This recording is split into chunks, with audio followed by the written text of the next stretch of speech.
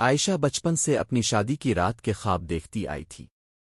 اس نے ہمیشہ سوچا تھا کہ وہ سرخ عروسی لباس میں سجی خوشیوں سے بھری نئی زندگی کا آغاز کرے گی۔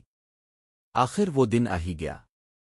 گھر خوشیوں سے گونج رہا تھا، مہمان رخصت ہو چکے تھے اور عائشہ سجی ہوئی سیج پر بیٹھی اپنے شوہر احمد کا انتظار کر رہی تھی۔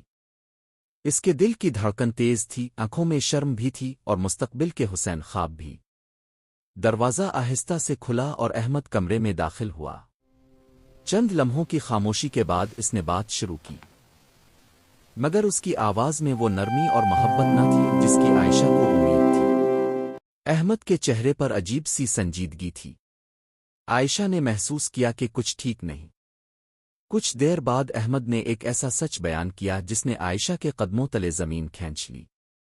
اس نے بتایا کہ وہ اس شادی کے لیے ذہنی طور پر تیار نہیں تھا، اس کے دل میں اب بھی ماضی کی ایک کہانی زندہ تھی اور اس پر خاندان کے دباؤ کی وجہ سے یہ رشتہ قبول کیا گیا تھا۔